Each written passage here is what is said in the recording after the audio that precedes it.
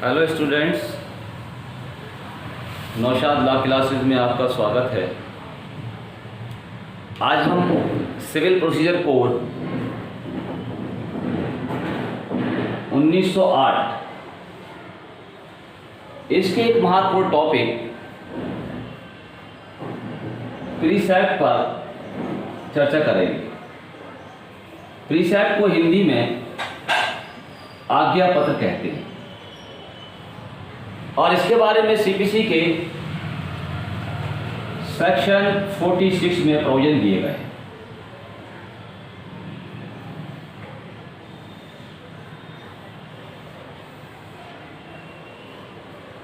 तो देखिए,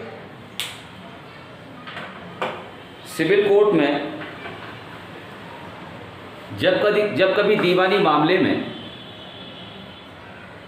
कोई डिग्री पारित कर दी जाती है तो डिग्री पारित होने के पश्चात अगला स्टेप निष्पादन कार्रवाई होता है, execution of degree. Execution of degree यानी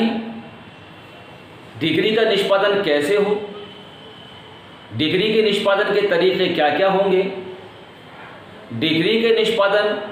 करने वाले न्यायालय की शक्तियां क्या हैं, इसके बारे में सेक्शन 51 सीपीसी में प्रोविजन दिए गए हैं। तो मोड्स ऑफ एग्जीक्यूशन के बारे में हम अगली वीडियो में चर्चा करेंगे। देखिए, डिग्री पारित होने के पश्चात निर्णीत ऋणी उस डिग्री का निष्पादन कराने के लिए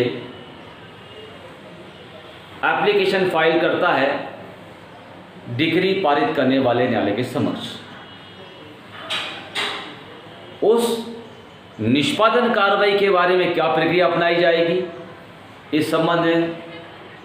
विस्तृत उपबंध प्रक्रिया के बारे में विस्तृत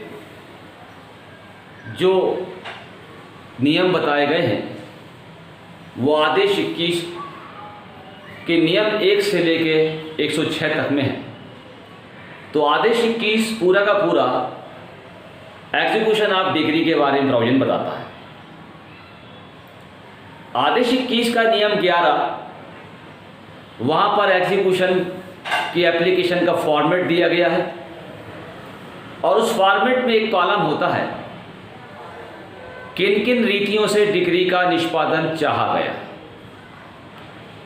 तो डिग्री के निष्पादन की रीतियों में एक रीति यह भी होती है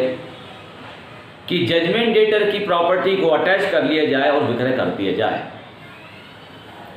निर्णय की संपत्ति को कुर्की और विक्रय, इसके द्वारा भी निष्पादन कार्रवाई होती है। तो सीपीसी के धारा 39 के सबसेक्शन 4 पे अपन जाएं तो वहां पर यह बात आई है कि डिग्री पारित करने वाले न्यायालय को अपनी अधिकारता के स्थानीय अधिकारता के बाहर निर्णीत ऋणी की किसी संपत्ति को कुर्क करने के लिए अधिकार नहीं है, प्राधिकार नहीं है। अब अगर ऐसी स्थिति में मान लीजिए कि जजमेंट डेटर की संपत्ति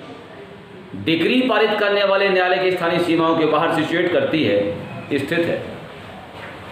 और डिग्रीदार न्यायालय से ये चाहता है कि निर्णीत ऋणी की संपत्ति को कुर्क कर लिया जाए, तो सेक्शन 46 में इसके बारे में प्रोविजन दिए गए हैं कि अगर डिग्रीधारी डिग्री पारित करने वाले न्यायालय से आवेदन करता है कि जजमेंट डेटर की संपत्ति को कुर्क कर लिया जाए, तो उसके बारे में अगर जो डिग्री पारित करने वाला न्यायालय है किसी अन्य न्यायालय को संपत्ति कुर्क करने का आदेश भेजता है तो यही आदेश प्रीसेप्ट कहलाता है। सेक्शन 46 सीपीसी सेक्शन 46 का सबसेक्शन 1 बताता है जब कभी डिग्री पारित करने वाला न्यायालय डिग्रीदार के आवेदन पर ठीक समझे तब वह किसी ऐसे अन्य न्यायालय को जो उस डिग्री के निष्पादन की सक्षम है यह आज्ञा पत्र निकाल सकेगा कि वह निर्णित ऋणी की उसी आज्ञा पत्र में विनिर्दिष्ट कोई भी संपत्ति कुर्क कर ले। अब सबसेक्शन 2 कहता है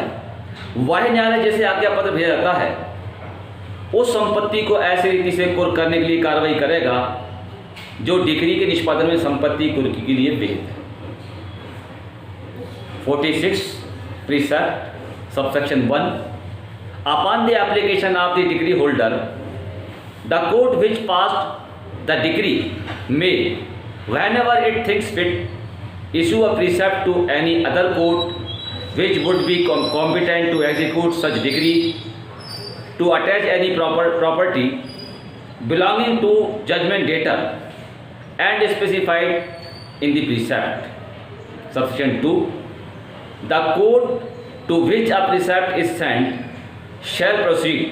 to attach the property in the manner prescribed in regard to the attachment of property in execution of a degree. तो ये जो आदेश है डिग्री पारित करने वाला न्यायालय किसी अन्य न्यायालय को निर्णय की संपत्ति कुर्क करने का जो आदेश भेज रहा है सक्षम न्यायालय को, वह आदेश प्रीसेप्ट कराता है, आज्ञा पत्र कहलाता है। अब जीएस न्यायालय को यह आज्ञा पत्र भेजा गया है, वो निर्णय संपत्ति को उसी रीति से कुर्क करने का अधिकार रखता है, उसी रीति से कुर्क करेगा जैसे कि डिग्री के निष्पादन में संपत्ति कुर्क की जाती है। अब यहां से एक क्वेश्चन अराइज होता है कि जो प्रीसेप्ट के आदेश के अंतर्गत संपत्ति कुर्क कर ली गई है, ये कुर्की कब तक चालू रहेगी? तो इसके बारे में सेक्शन 46 का प्रोविजो है, परंतुक है, जो ये बताता है परंतु जब तक की कुर्की की अवधि डिग्री पारित करने वाले न्यायालय के आदेश द्वारा बढ़ाना दी गई हो या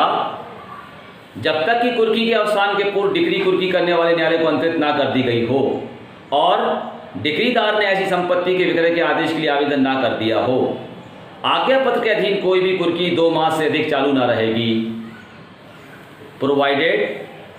that no attachment under a precept shall continue for more than 2 months unless the period of attachment is extended by an order of the court which passed the decree, or unless before the determination of such attachment the decree has been transferred to the court by which the attachment has been made and the decree holder has applied for an order for the sale of such property. तो इस तरह से degree पारित करने वाला न्यायालय डिग्रीदार के आवेदन पर जब किसी अन्य न्यायालय को निर्णय की संपत्ति कुर्क करने का आदेश भेजता है तो ऐसा आदेश प्रीसेप्ट कहलाता है, आज्ञा पत्र कहलाता है। और उस आदेश के अनुसरण में जिसे वो आज्ञा पत्र भेजा गया वो न्यायालय उस संपत्ति को ऐसी रीति से कुर्क करने के लिए कार्रवाई करेगा जो डिग्री के निष्पादन में संपत्ति कुर्क के लिए विहित है। तो ये प्रीसेप्ट होता है। बहुत इंपॉर्टेंट टॉपिक है जो सीपीसी के सेक्शन 46 में दिया गया है। उम्मीद है कि आप लोगों को प्रीसेप्ट बहुत अच्छे समझ में आया होगा। आज के लिए इतना ही। Thank you.